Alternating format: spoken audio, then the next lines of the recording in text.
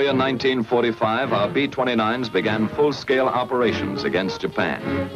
1,500 miles to targets and 1,500 miles back from bases at Saipan, Tinian, and Guam.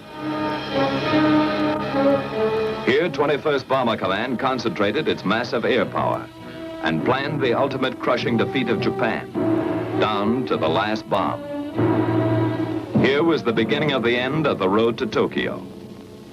After 6 months of reoccupation, there were few signs of war along the quiet summer shores of Guam.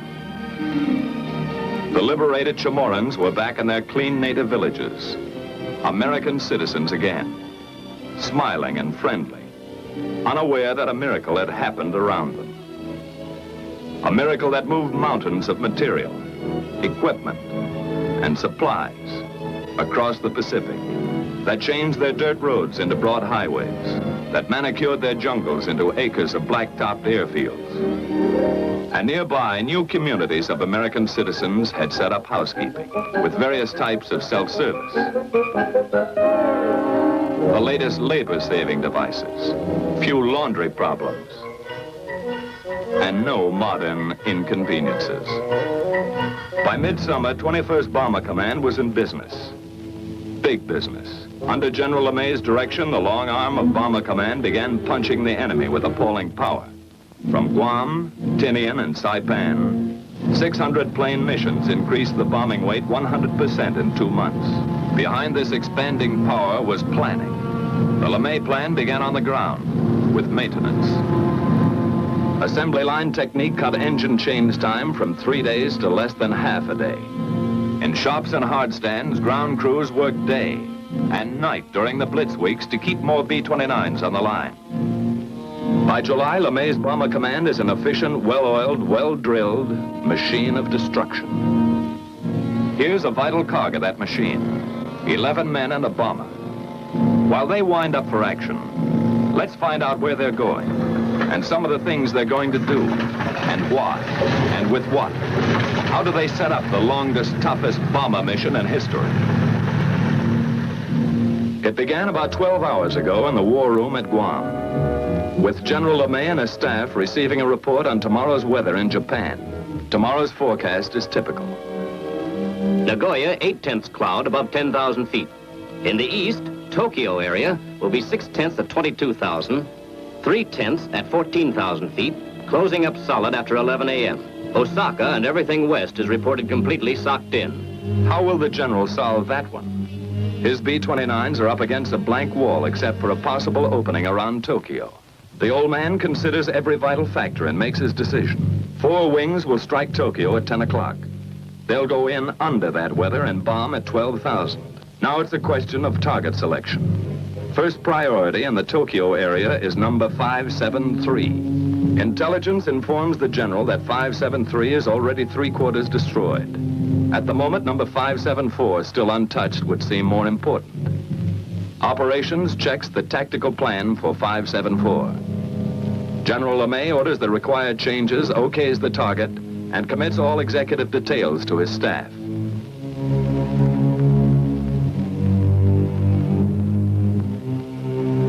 Operations, with his deputy chief of staff and project officer, goes to work setting up the changes. In that plans folder is a mountain of preparation by special sections of intelligence and operations. 1,000 hours of research. Collated facts and figures have been distilled into Tactical Plan 574. Aircraft will assemble as briefed with 3 groups of P-51s for escort. Smoke markers at 1-minute intervals will be dropped by lead planes to expedite departure from assembly point. 1 squadron each wing will carry M47 incendiary clusters. Balance of squadrons, 500 and 1,000-pound GP bombs fused a quarter-second nose and tail. Altitude of attack, 12,000 feet. Planes of 314th Wing will carry capacity fuel loads of approximately 7,300 gallons per plane. Calibrated airspeed of 210 miles per hour will be flown by all aircraft on bombing run. Radar landfall 3450 north and 140 east will be the same for all planes to afford a good land-water contrast checkpoint. The The Navy is requested to furnish the following facilities for air-sea rescue purposes. 3 surface vessels to proceed to positions X. 4 submarines assigned to lifeguard duties at positions Y. 2 Dumbos to orbit at station Z. 4 B-29s will orbit as super Dumbos at the following positions. Each section of the plan is double-checked. To supervise certain aspects of planning, Lieutenant Colonel Catton, a former lead crew pilot, was recently brought over to staff as project officer. This officer's extensive combat experience now helps to iron out operational kinks. He will accompany this mission to observe new smoke signals at assembly point. A field order is now dispatched to the wings. Takeoff time is flashed to the controller, who coordinates the vast network of communications gathered here at the heart and nerve center of command. Here in the control room, status panels and a mission board are maintained to show at a glance the countless up-to-the-minute details of all daily operations. Prior to takeoff, each mission is set up on the board to afford a visual progress of the flight, from takeoff to target and return. Colored yarns, one for each wing, are laid out to indicate the flight lines, which pass close to Iwo Jima, the halfway point.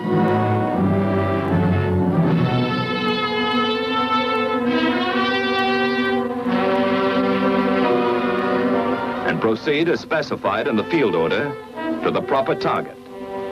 Other symbols are used to mark air-sea rescue positions. A timetable of statistics for each wing is planned and flown as recorded from hourly reports on the status panel, beginning with takeoff time.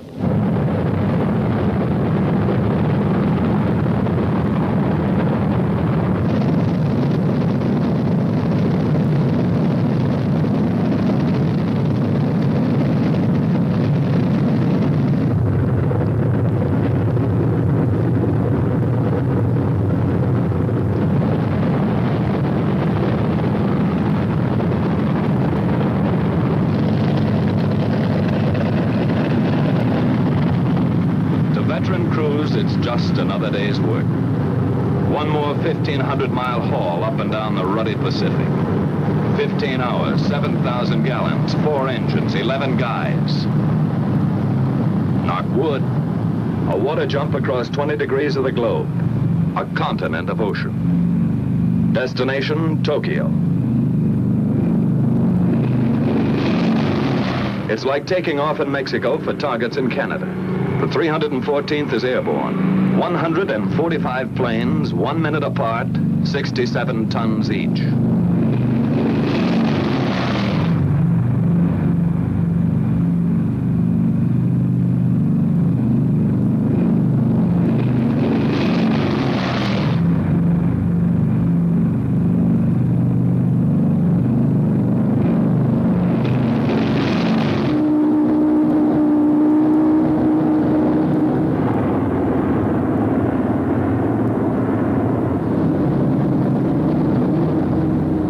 B-29 takeoffs are a tough sweat.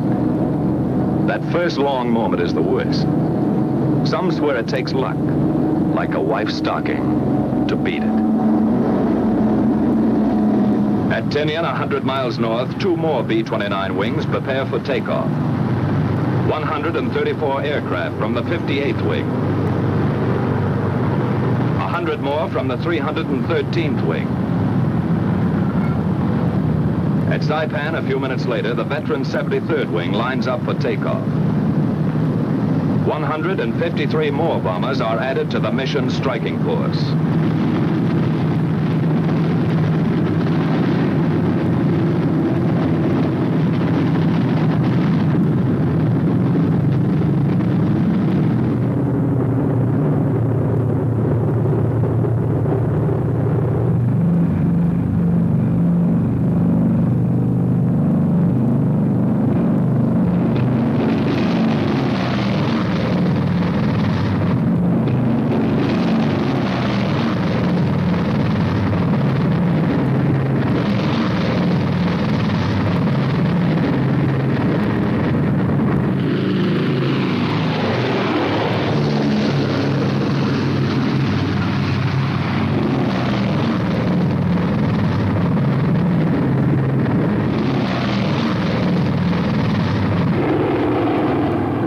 last B-29 is airborne at 1540. The tower at Saipan relays this information to the controller back at Guam. First and last takeoff times of each wing are recorded here and go to make up the first of a series of tabulated mission reports.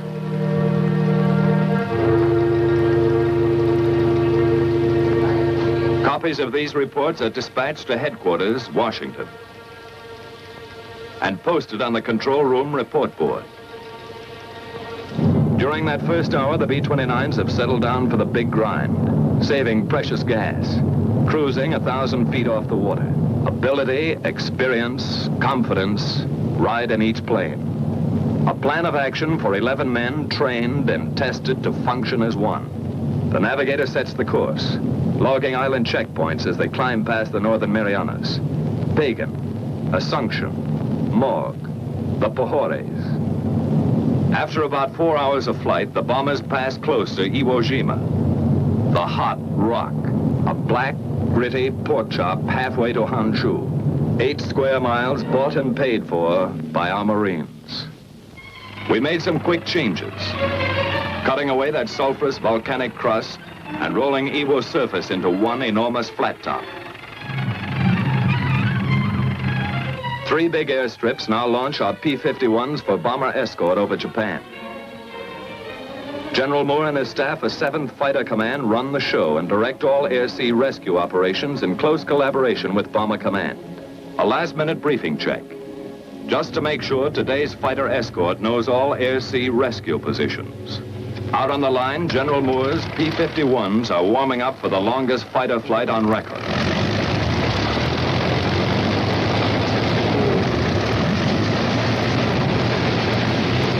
Seven hours on one engine, extra belly tanks, extra nerve and stamina in the cockpit.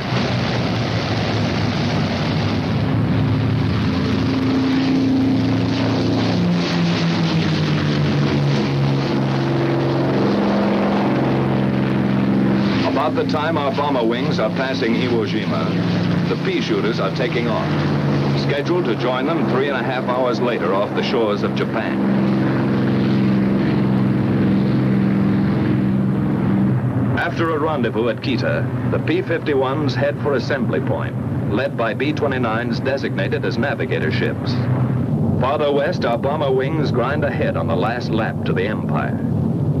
Reports to the controller back at Guam give their flight position, which is kept up to the hour on the mission board. Still at low altitude, the B-29s are approaching the bad weather belt, where unreported storms and cold fronts appear suddenly across the bomber course. Pilot to crew, we're going to start our climb. Check oxygen equipment. Tell Buck he'd better get out to his doghouse. As they begin their slow climb to altitude, the crews prepare for the vital business ahead.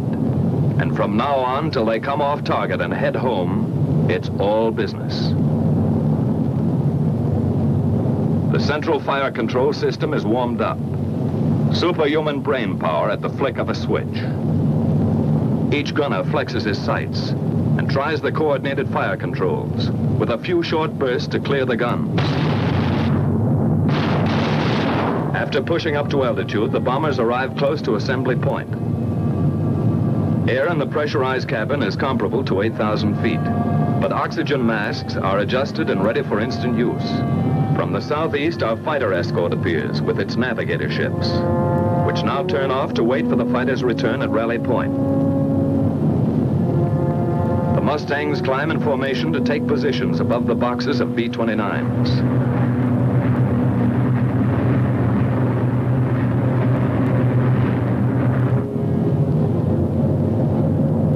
Lead bombers begin to circle, dropping the new smoke markers for assembly. The project officer observes this part of the tactical plan in action. From various zone positions, the groups separate and form on their lead ships in 9 or 11 plane waves, which head for initial point. The big parade is on.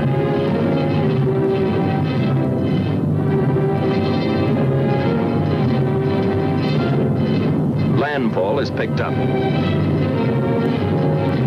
along with the first flak burst from enemy coastal batteries.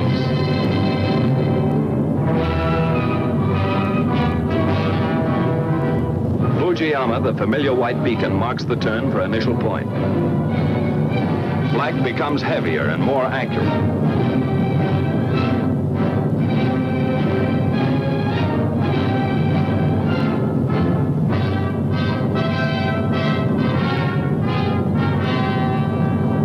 Now the first Jap snoopers appear, diving head-on into the formations.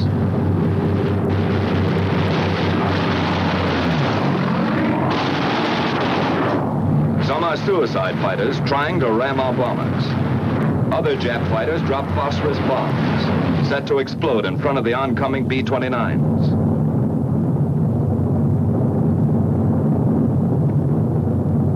Our P-51s go out after them and know they're tangling with experts. The P-51's job is to protect the B-29s. But some of those Jap fighters filter through and meet the blast of bomber guns.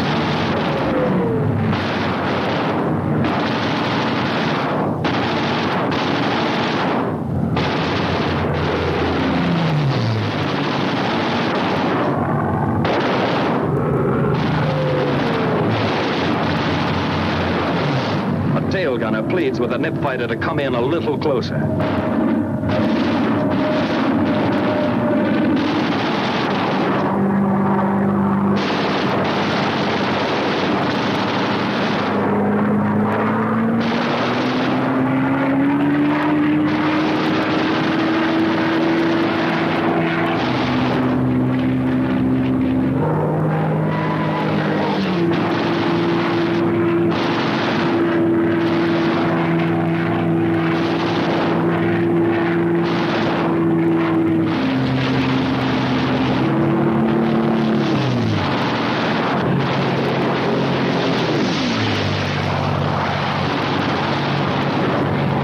From the turn at initial point, the tight bomber waves move steadily on and get ready for business.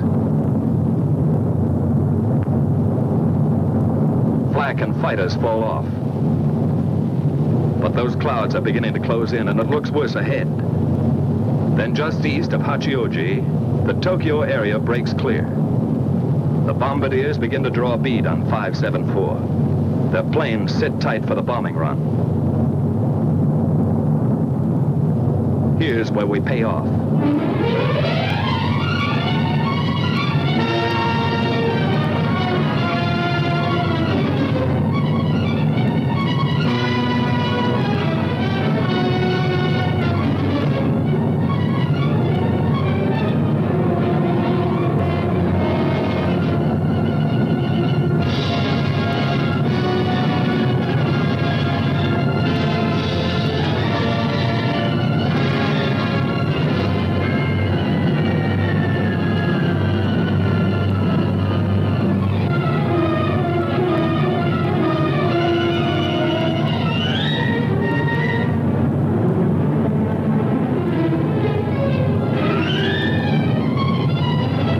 Two Jap aircraft plants and an airdrome, 12,000 feet below, are about to receive 4,000 tons of destruction. The first waves of B-29s have already found their objective.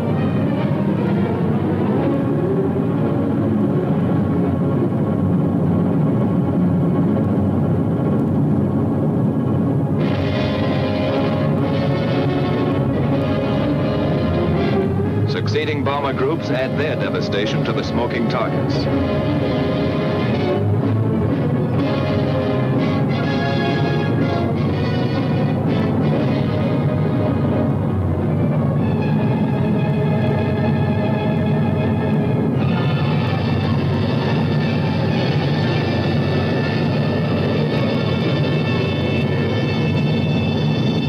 Tactical Plan 574 is now an accomplished fact.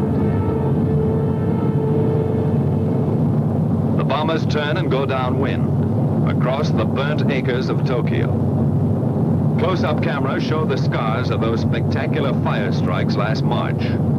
51 square miles of LeMay treatment. Across the bay, and a tailwind speeds them south, down the Chiba Peninsula. This is fighter country. With the first call on the intercom, our Mustangs peel off and go to work again.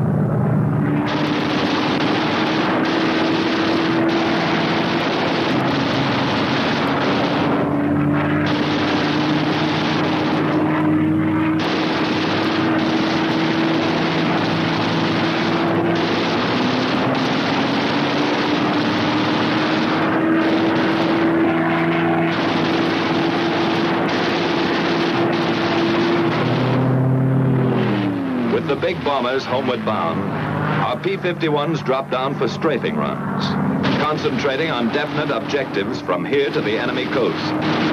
Skimming along at maximum speed, the fighters pair off and go to work cutting vital Jap lifelines, blasting away at communications, radio installations, power lines.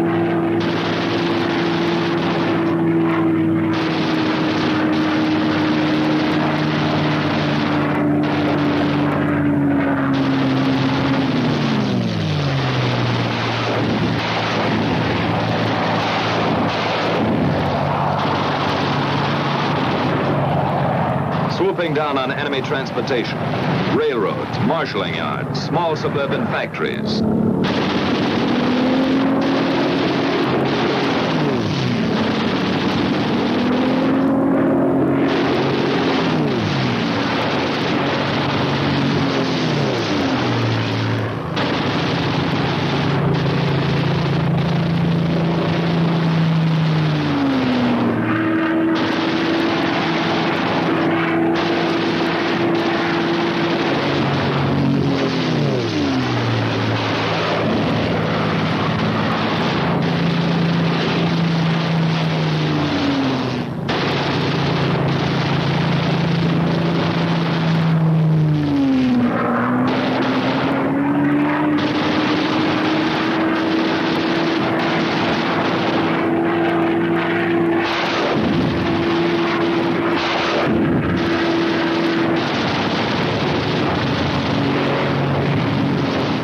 Airfields.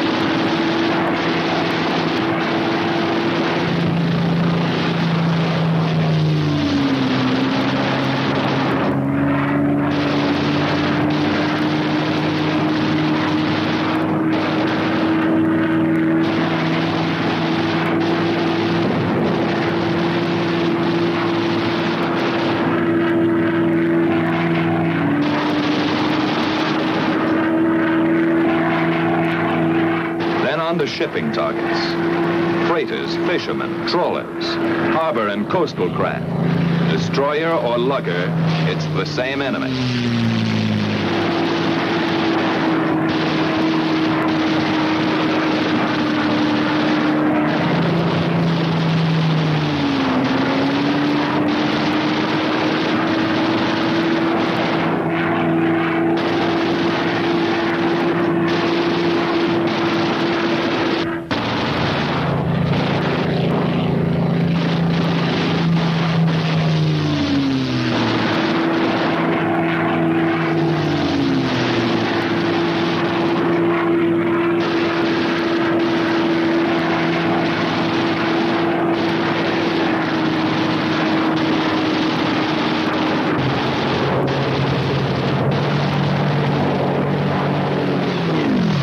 After strafing, our fighters climbed back to rally point and the waiting B-29 navigator planes.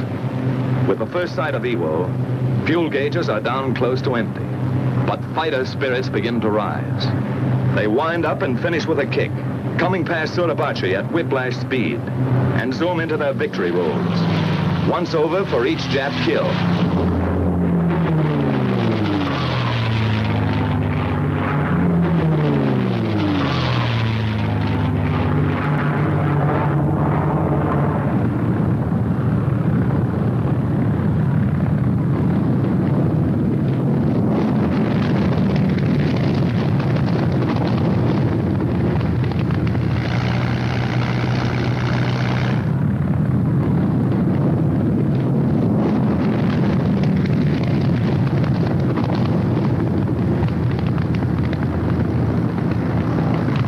After the last fighter groups are in, all hands sweat in those first limping B-29s. That runway is a beautiful sight as they let down with engines out, low in gas, or beat up by flak and fighters.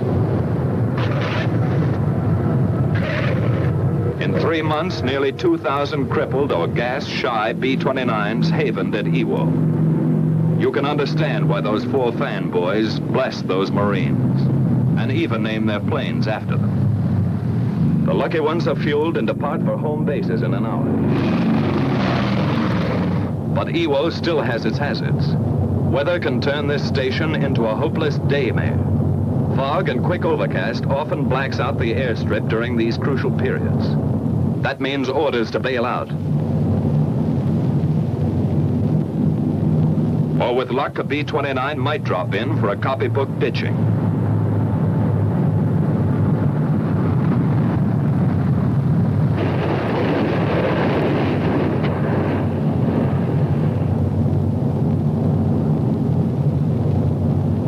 From here you can see how the cloud cover up there smothers the runway and realize what one pilot went through. Sometimes a battle-scarred bomber staggers back to Iwo only to flatten out at the last heartbreaking second.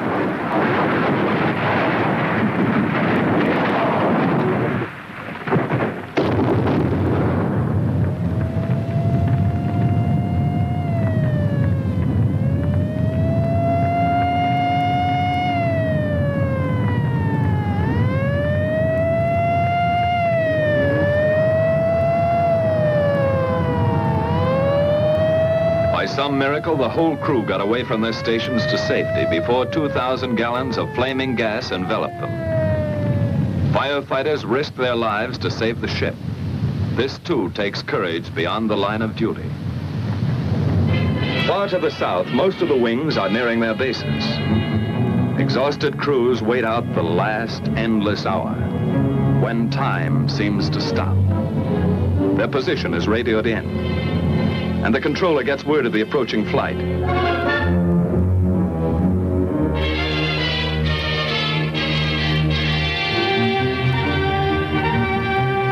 At last, the familiar Arianas appear on the horizon.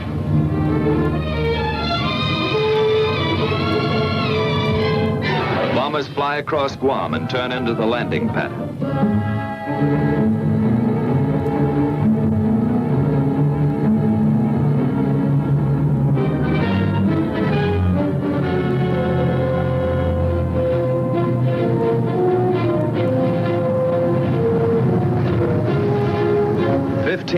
years ago, they left the other end of that runway.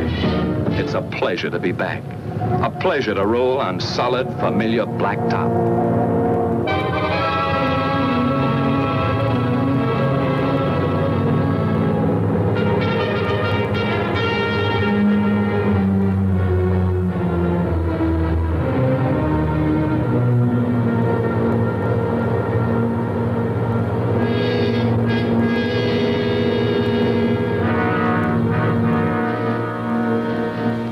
It's good to feel the sudden, humid heat, to be among the living, swapping details with the ground crew. Flak, fighters, the close call, the one that got away. But some of those B-29 crews won't be able to talk it over today. 11 men and a bomber that didn't quite make it.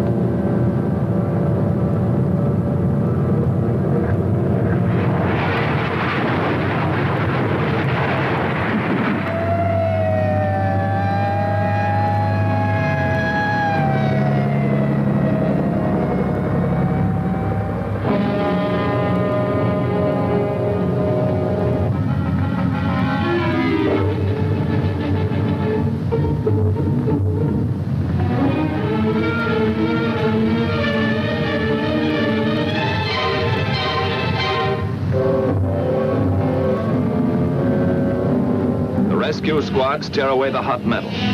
Somehow in that burning wreckage, a man has lived to feel those eager, gallant hands.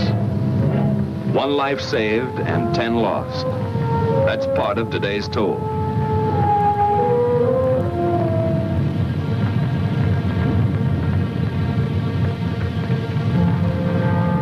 And there were many other days and nights that took their toll of young American lives in the service of our relentless, expanding air power.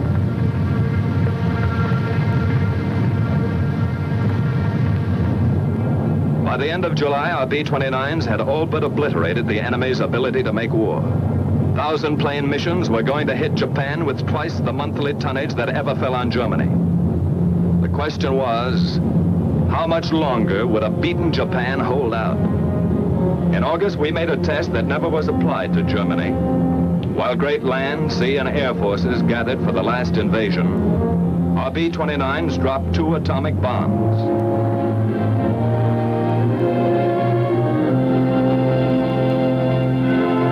Which hastened the surrender of Japan and saved untold thousands of American lives.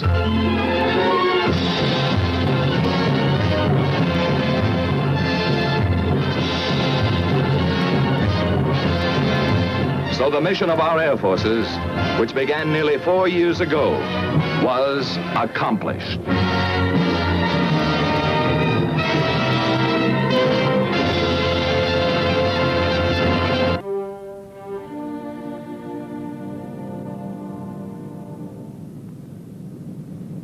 This is it.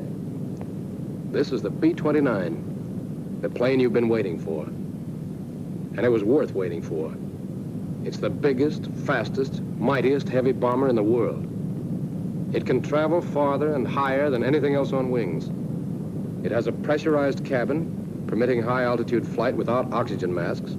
It has 5 remotely controlled, electrically driven turrets, each carrying twin 50s, with a 20-millimeter cannon added to the turret in the tail.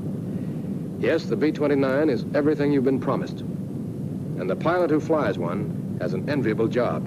Important, glamorous, and tough. Here's a B-29 pilot. He's measuring the distance between pin centers on the left landing gear. This part of the job isn't so glamorous. But it's the pilot's responsibility to make sure that everything on this biggest bomber in the world works properly. If you were a B-29 pilot, here's exactly what you'd have to do before an operational flight. Check the nose wheel. See that the tires are inflated to 45 to 50 pounds per square inch. While measuring the pressure, look over the tires for general condition also. Watch out especially for cuts or signs of serious wear. One of the ground crew will replace the dust covers, but you're still responsible for his work. After you've measured the pressure in both tires, give the gear a visual check. The strut should be clean, with a clearance between pin centers of 10 inches. And the shimmy damper must be full. That's important.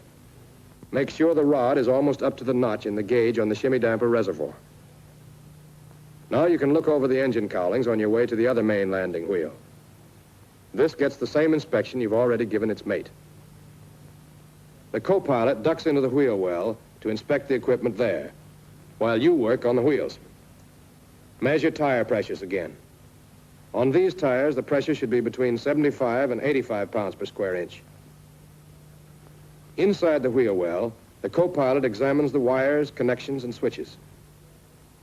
He makes sure all the cannon plugs are on tight, paying particular attention to the plugs on this motor, which opens and closes the nacelle doors, and also to the plugs of the normal and emergency landing gear motors. Then he turns around to examine his side of the strut. He looks it over and inspects the brake lines, making sure that the hose is not chafing and no fluid is leaking. Meanwhile, you're checking the clearance between pin centers again. 13 1/4 inches. Right. Now, are the wheel chocks in place?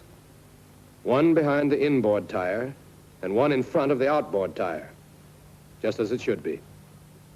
Next, check the cowlings, inspection doors, and inspection plates. You've already examined some of them, but you must be sure all of them are okay. The other members of the crew help you out with these inspections. Here, for example, a gunner tests the fastening of the top cowling. But you'll have to check the security of the other coverings, and there are a lot of them all over the ship. While you're walking along, you can examine the wing seams. Fluid leaking from them means trouble. Now to check the ailerons and trim tabs. All control surfaces and all trim tabs must be inspected. Test the tabs for excessive hinge play by shaking them, and see that the gas tank caps are tightened. If there were extra fuel tanks in the bomb bays, their connections would have to be examined. But now the pilot and the co-pilot continue their tour around the plane. They have a lot to check. Hatches, windows, control surfaces, trim tabs, inspection plates, and doors. But the pilot and co-pilot aren't the only crew members with inspections to make. The gunners, for example, besides helping the pilot check the airplane, must also be sure the guns and gun cameras will work properly. They must inspect all 5 turrets in the same way they're now examining this lower rear turret. After they have the dome and gun cover removed, they see that the ammunition moves freely in the chutes and is correctly loaded. The guns just don't fire with the cartridges in backwards. They also check the safety wiring on the gun mounting bolts, up in there. Then the gun charging switches are put on reset. That conserves the CO2 pressure, which automatically charges the guns. Finally, the gun camera is inspected.